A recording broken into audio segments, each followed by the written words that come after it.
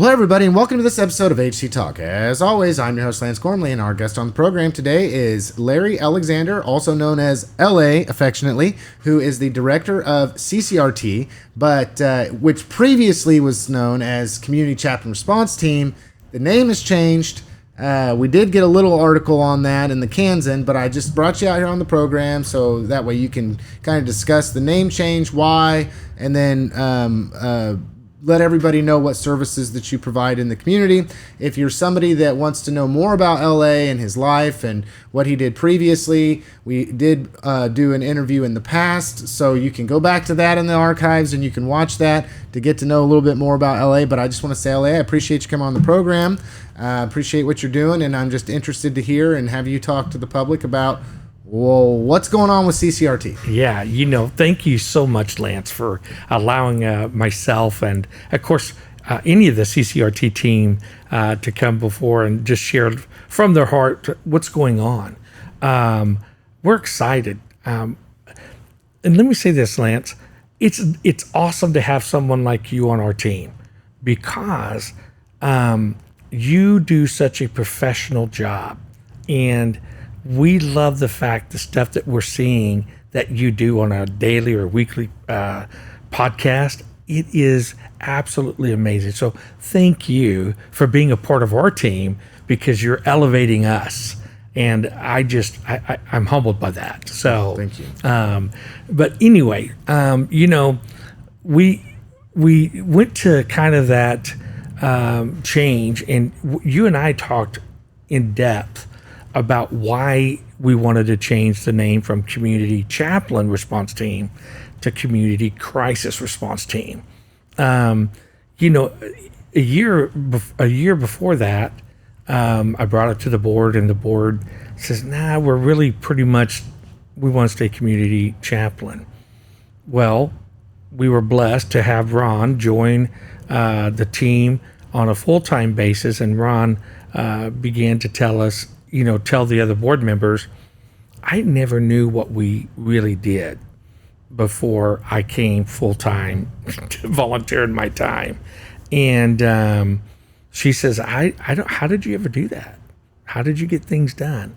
And I've always explained, well, it's because I picked the right person at the right time because it is very challenging to pick volunteers, whether it's for our peer mentor program, and we'll talk more about that in just a little bit, our disaster relief, and our suicide prevention tier. So Ron really was the piece of the puzzle that needed to happen for this change. Now, what I loved, sorry, I got to drink water. What I loved, Lance, is we were all sitting around talking. You, Mikhail, Gina, Ron, and I, and of course we took it out to the others as well. And we were just trying to find what can we keep the same. And Lance, if you remember right, it was you that came up with Community Crisis Response Team. And then you began to share with me why that fit. And so now I'm going to tell you why that fits. As we get along throughout this podcast, like you said, they could go back in the archives and look about what we did and where we come from. But we felt that in our hearts that when people heard Community Chaplain Response Team, that they were going to be preached to, or they were going to, have to, convert to whatever religion that's out there. And Lance, that was far from the truth. With that said, that always got me thinking, okay, well, what could we do? And so when we were doing our powwow, the rest of the team had walked out, and you said to me, hey, what do you think about crisis? And then you explained, Larry, if you're homeless, that's a crisis. If you are in your substance use disorder, that's a crisis. If you have, you have a suicidal ideology, that's a crisis. If you're in jail and needing help to get back into society, that's a crisis. And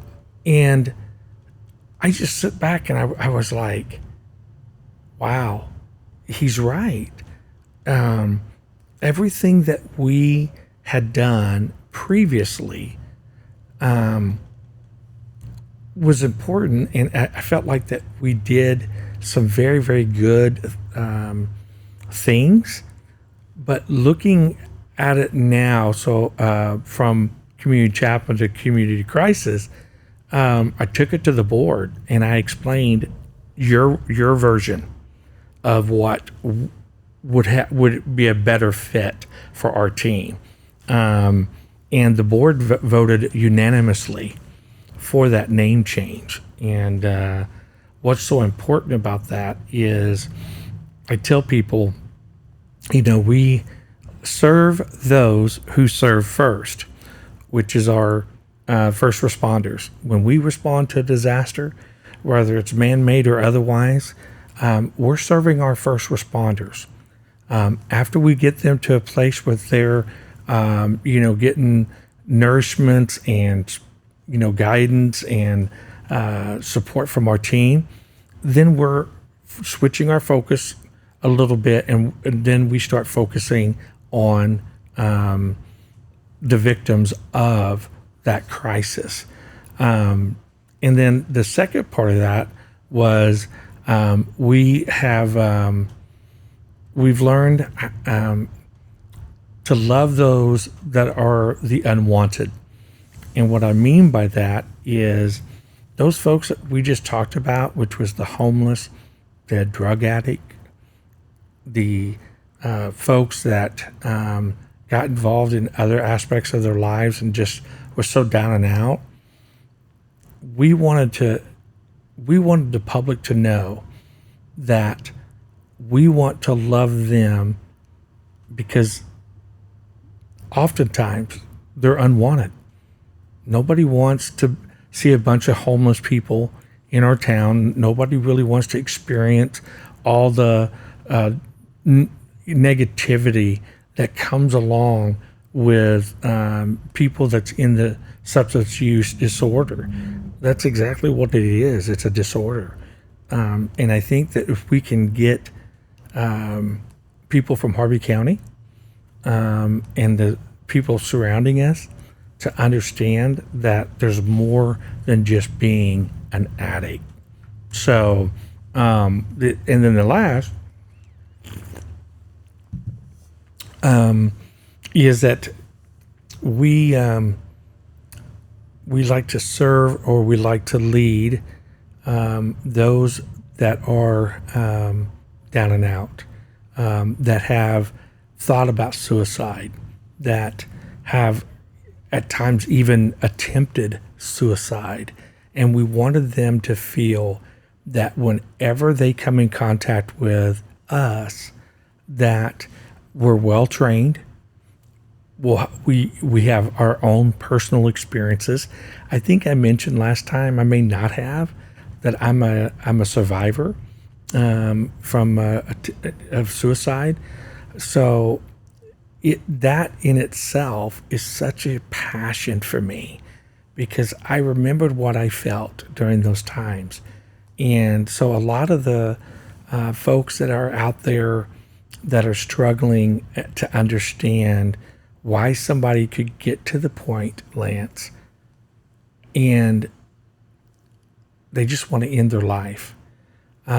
Trust me, it's not something that they take lightly. It's something that they've thought about. I know I did.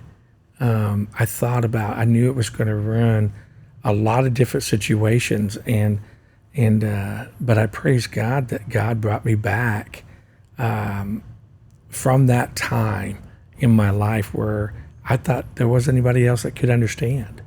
And so we want to love on those that have that suicide ideology, or or family members that have been affected through suicide. So. Yeah. Well, I got to say this. You're giving me more credit than I deserve at the beginning here. I promise you that. Speaking of that, when I was allowed to come and be a part of CCRT in my capacity, that's just one of many ways to serve, right? So this is just my way to serve. I don't do a lot of the things that Macario and Gina do. I obviously don't do what you do. I don't do what Rowena does. I don't. There are so many people that this takes to make it happen that have unique experiences and unique talents, and they give of their time. So, speaking of the crisis situation,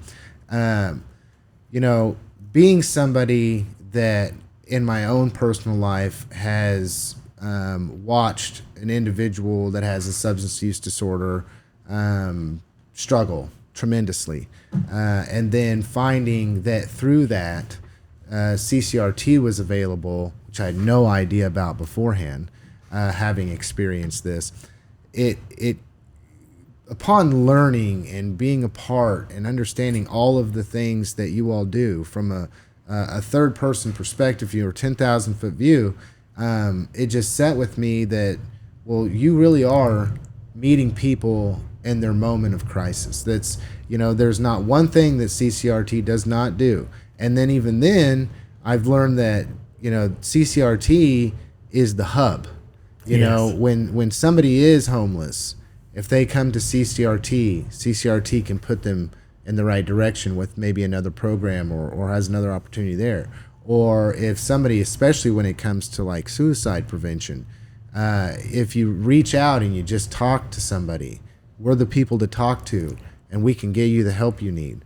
Or, even down to the first responders things, like you'd mentioned, everybody that's affected through any event like that is going through their own personal moment of crisis, which then can loop back to why people might make the decision to go and use if they're, a recovering addict, or might think about potentially harming themselves. I know I asked you this the last time, but I go back to this LA. I always want to know the why of behind what people do. So just help the audience once again understand when they're sitting here wondering, oh, my life's not affected by this. Yes, thank God you're not in your moment of crisis. Right. Thank God you don't have a loved one who you've watched go through this crisis, or maybe you have. Whatever the case may be, why do what you do, LA? When I retired from law enforcement after 32 years, I just asked God, what's next for me? What's going to happen? And in that same year of 2019, I had went to a men's conference, and I was absolutely just blessed off my socks. It was such a unique experience that that's when I felt God telling me, I've got more for you, and law enforcement isn't it. And I'm like, but I only know law enforcement, So in 2019, I retired, and I got hooked up with Jason Reynolds, who was the founder and director for Community Chaplain Response Team. And I just listened to him, and I observed his passion for those that are in the community that are truly at times go unnoticed. And so as we began to build what we are up to now, Jason and John Guerrero and myself, Heather and Joel, all of us built the tier of the peer mentor part of our program, and it was we started seeing lives changed in such a dramatic way. In fact, I still have clients from when I started, back in June of 2020. They're calling me today and they're saying, hey, I want to let you know it's been 4 years or it's been 3 years or whatever the situation may be. And if you know anything about anyone's stat, whether it be suicide, homeless, people that are incarcerated, the one thing that you can pull from that is that none of them wanted to be there. It wasn't something that they just started doing. And what we have found out is two things. One, I would say probably 98% of them have some type of trauma in their life, whether that be a childhood trauma or it being a trauma in their adult life. And they did not have the tools to be able to handle that. So we here at CCRT, we do a lot of great things, but the one thing that we do the best, man, we're a referral network. I mean, we want to get them hooked up in any aspect, whether that be drug treatment, whether that's supporting them as they're going through the court system, the judicial branch, speaking with their attorneys and working with their attorneys. It's just been amazing to watch how the community has taken the CCRT Community Crisis Response Team into their lives and allowing us to participate to help these folks become what they feel is normal. In other words, the individuals themselves. There is no normal. Yeah. All of us, have our own stories. The second thing I saw, mental health. Right now, we're in 2025, Lance, and people are scared to talk about mental health. It's like almost like, that person's crazy. Oh, he or she's thinking of that. Must be bipolar. And it's like it's almost like that they're talking to them like they're sentenced, to that mental condition that they've been diagnosed. And in reality,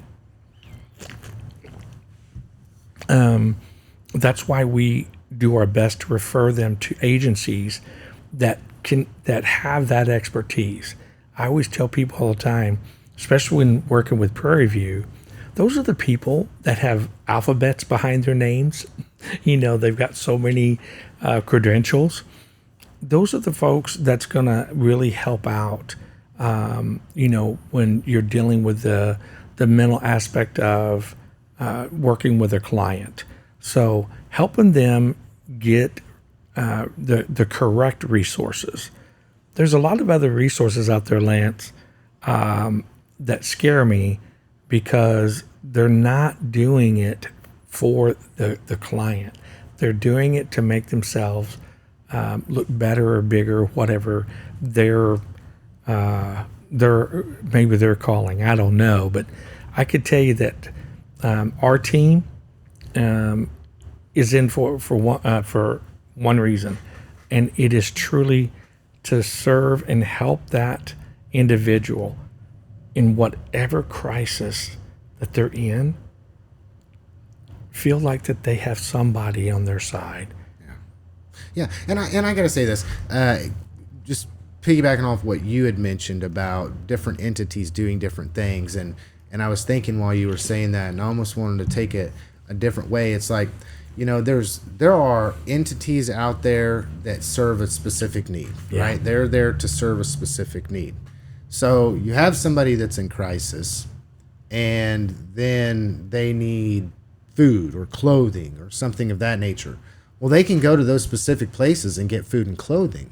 But the problem is it never treats the crisis. They're still in crisis. They're getting their needs met in that moment. But anybody knows if you're in crisis, there's lots of ways that you can get that need met. Instead of going into the deeper issue where there's a connection with an organization that's like, okay, well, let us come beside you, love on you and try to help you fix the crisis that you're in. And therefore, there's these resources, yes, still, and we can network with these places and these organizations to ensure that you're getting those immediate needs met.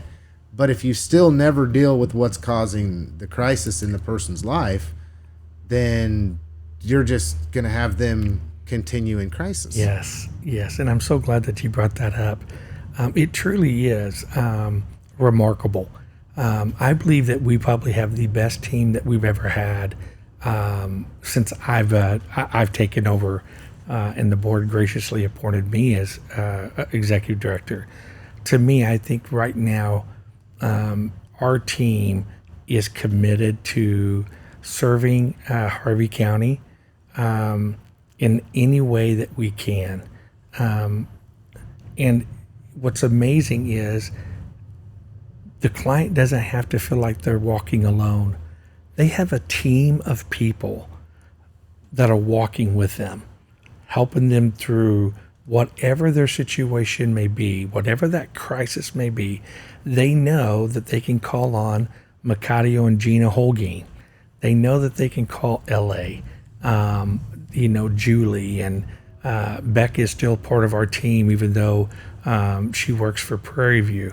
And that's the cool thing is our community partners that we partner with, Lance, whether that be the courts, whether that be the community corrections, whether that be the prosecuting attorney, the defense attorneys, and recently we have really partnered very close relationship with Mirror. We've always worked with Mirror, and Mirror has a wonderful reputation of seeing success on their own, just as much as Prairie View did. But what I love about Mirror is the fact that what we are seeing being challenged more is that addict life. And we're all for NA and AA and Celebrate Recovery, because those are key points. But we also want them to feel that when, let's say they go to jail, okay, let's just use that as an example. The jail chaplains will get a kite from somebody or a medical request or whatever, and they will review that, right? And after they review it, they go, that might be a good fix for CCRT. Because recently, over the last 8 months, maybe even closer to a year, it seems like it's been a year, maybe not, we had partnered up with the Sheriff's Office, the Harvey County Health Department, who has been tremendous to work with, and Prairie View. We developed the Waymaker pilot program, Waymaker Academy pilot. And what it did is it focused on a substance use disorder curriculum. Prairie View was teaching, and then we would participate with them. So after doing that, we also hold 2 peer groups, men and women, a week at the Harvey County Jail, and then recently, Prairie View's contract ended, and we started reaching out to our Mirror counterpart to see what they could offer as well. And I'll be honest with you, I have been so blessed by Jason Griever and Seth Dewey, who has kind of taken us underneath their wings and help us to get a different resource. Julie Hendricks is one of the ones that Jason chose to go into the jail, which was magnificent because Julie had already been going in the jail as on part of Mirrors, but now she's joined the Waymaker Academy, and she is teaching also the substance use disorder curriculum. So those are type relationships are key. And I think that as long as we keep them in our forefront, you're going to see more success than probably we've ever had since our existence. Okay, and speaking of success, I know that recently I had a conversation with you in particular, and I don't mean to put you on the spot here, but I think it's, I know if I'm asking these questions internally, that other people will be asking the same questions. You know, we see, it seems to be a growing amount of people who are suffering from substance use disorder. You know, there's one arm that tries to combat that. You know, law enforcement tries to combat that. DFY, Defy with Mirror tries to combat that with youth. There's a lot of individuals that are all trying to focus in on youth and prevention at the first hit, if you want to call it that. But then you know, as people live this life, and that's where they found their identity to be, I've asked the question, is what we're doing really making an impact? I know. And I think that other people might look at us and say, well, is what you're doing really making an impact? Because if it is, you know, I'd like to be able to donate to that. I want to see people's lives get better. Is there a way I can volunteer? Is there something that I can do if they know that, yes, in fact, this does help the majority of people that step into our door and we see changed lives? And it comes back to, once again, I might not be able to, just speaking from somebody, be the one to do that. But there are people that are doing that. So if the only way that I can help is by, you know, financially supporting or volunteering in some way, shape, or form that's accommodating for me and the way I can volunteer, are people's lives really being changed by this, LA? And I'm so excited that you asked that. You know, and I'm just going to use Makati and Gina because they have been on your show before. Yes. And so we'll just talk about them. Makati and Gina was in their addiction for over 20 years, at least 20. We started working with Makati, you know, and just showing him love and showing him, you know, that there is life better than what your current situation is.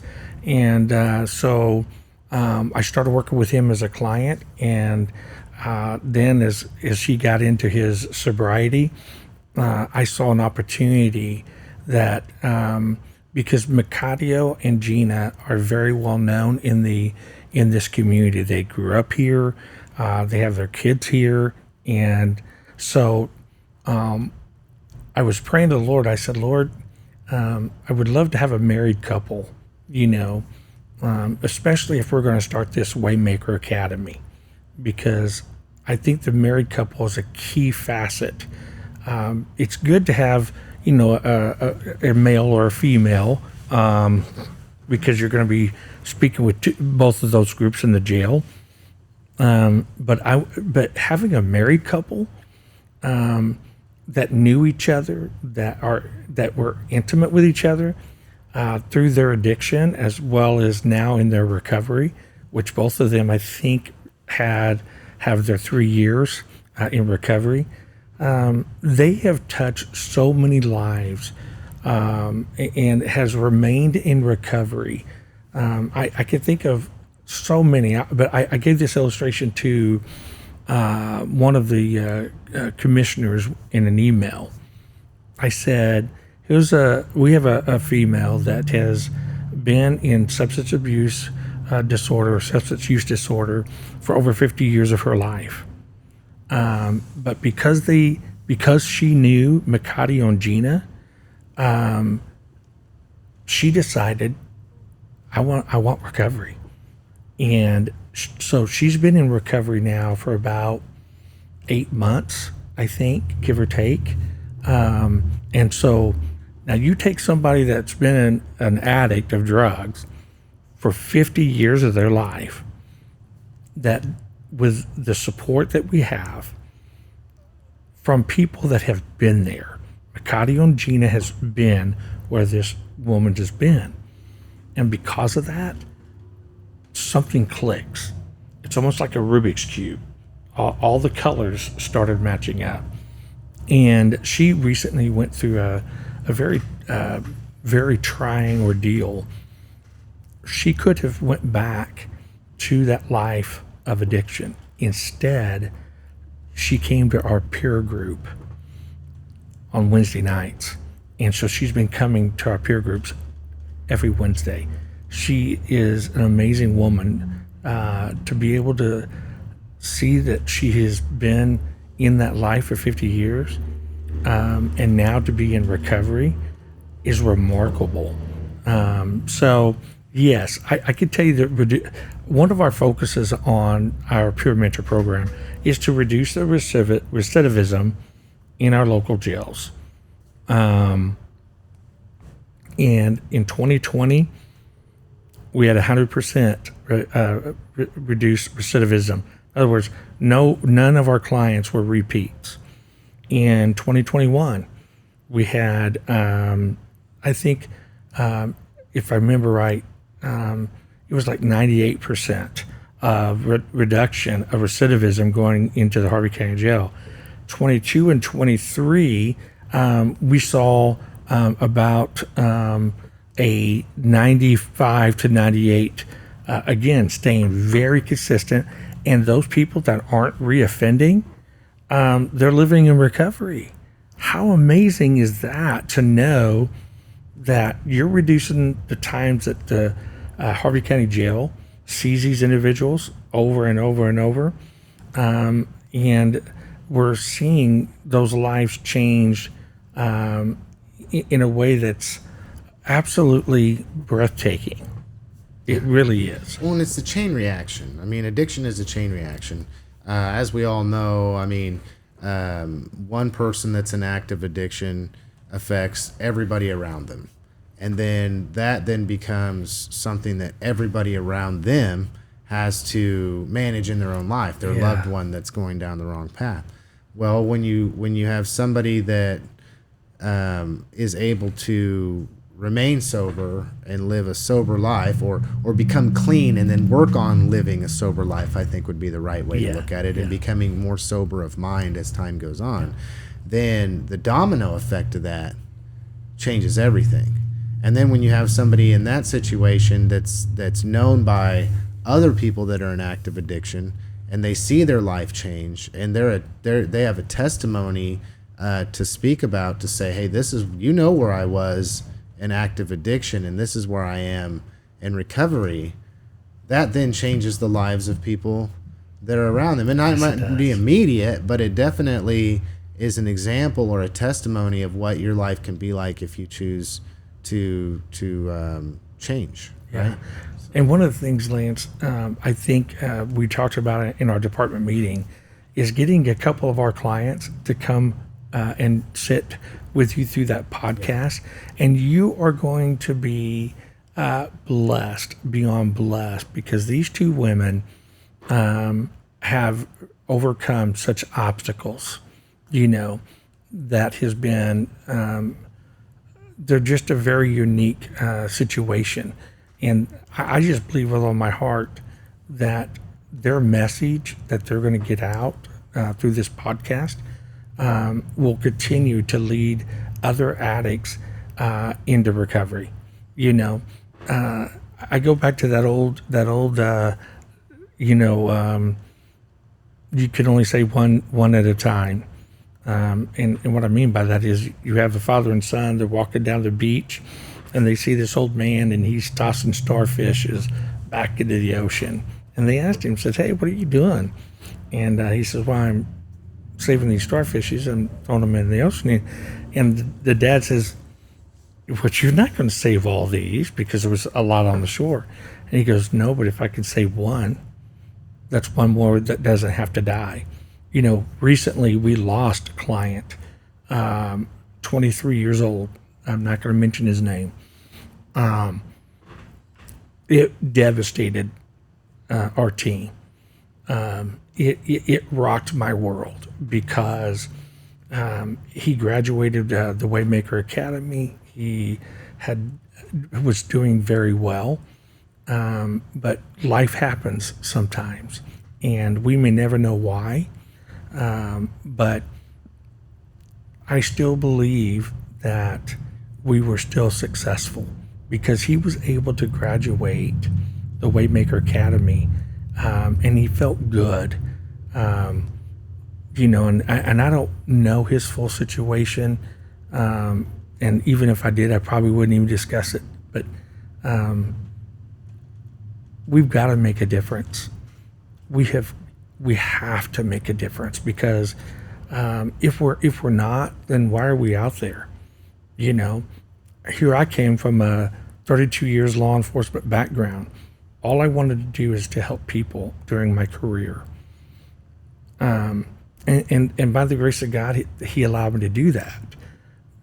But now that I'm on this side of the fence and I get to see the beginning to the end, it's just been so amazing. I wish I can get I wish we could have a little video camera everywhere we go to see the lives that are changed.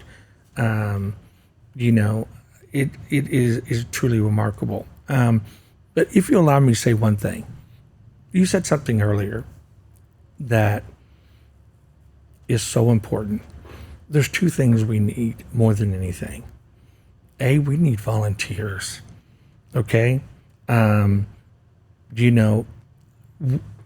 order to continue the caseload that we all have right now, we need volunteers. Please stop by, Community Crisis Response Team at 209 South Pine. Talk to us. Let us work with you. Because listen, our teams are putting in, 50 to 60 hours a week. And that's great. But I don't want to see our teams get burnt out or take on too much. But right now they're doing good and they know their limitations.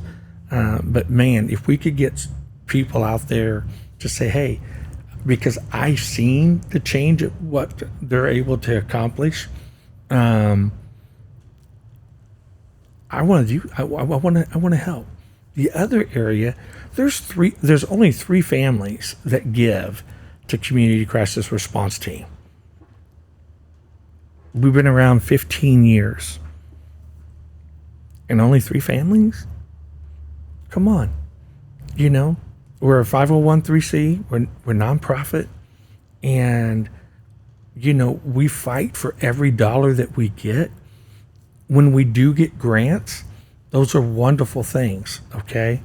But money comes in, money goes right back out because grants are very specific.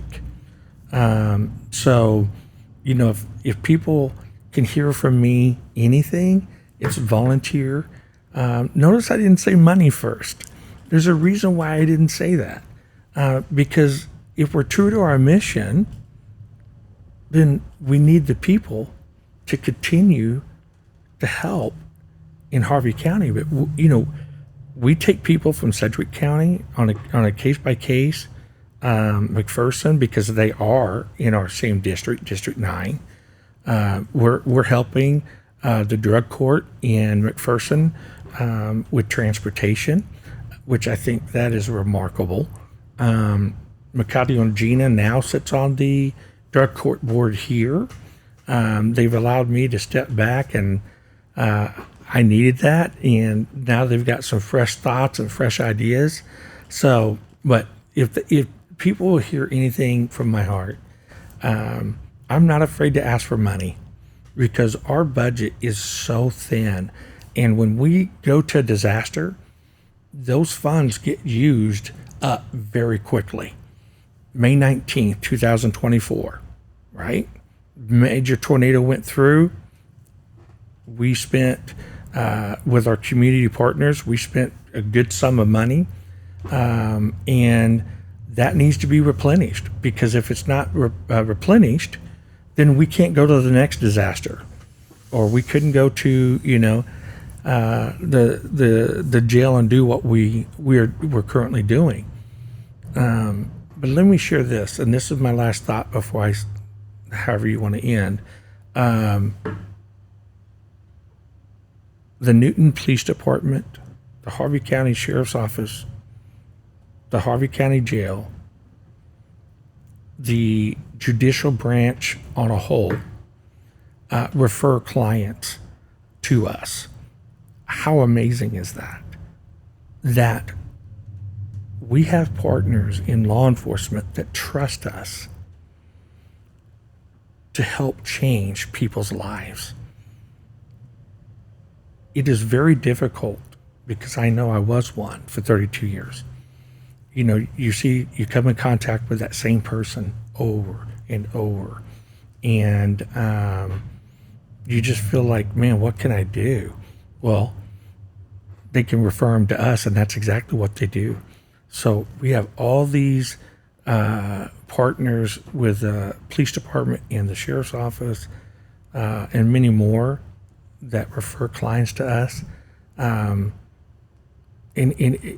I just want to thank them for saying, you know what, this person does need help. And they call us at all hours of night, sometimes 2 a.m. And we go out and we respond because they have faith in us, and they have faith in the team that God had assembled. Well, that sounded like a final word, but you know how the program goes, so I'm not going to say that was your final word, because I'm sure that you do have a final word, LA. So I want to hand it over to you and let you speak directly to the hearts and the minds of everybody listening. What do you got? Thank you. What I'd like to say is this. I believe in anyone can change, anyone, but they've got to want it, okay? And sometimes they don't know that they can't want it. And so that's where we come along. We help them, and Bakadio and Gina and Becca and all of the team want that person to reach out and say, hey, we're here. We believe in you. We're not going to judge you. The one thing that every one of my clients knows, I should say our clients, I apologize, is they are loved before they are anything. I think that, in fact, a good majority of the people that we work with has never even heard the word I love you, ever. And so when we're done with them, I ask them, are you okay if I say I love you?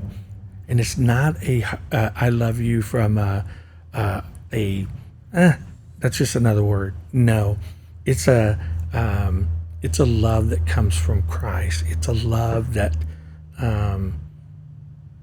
is deep, that agape love, And so I just want, not just the people that are in crisis to know that. I want our community partners to realize that we operate the way we operate is because we see success when we love unconditionally. In fact, at the bottom of my email, it says, love conquers all. So on that note, Lance, thank you so much for allowing me to be here, be able to talk to you a little bit. And I hope that people understand volunteers and financial support are the two major functions that we really, really need. Doing amazing things, LA. CCRT is changing lives. Thank you. I believe that. Well, I just want to tell everybody thank you for listening to this episode of HC Talk. As always, I was your host, Lance Gormley, and our guest on the program today was Larry L.A. Alexander, who's the director of CCRT here in Harvey County. Have a good one, everybody.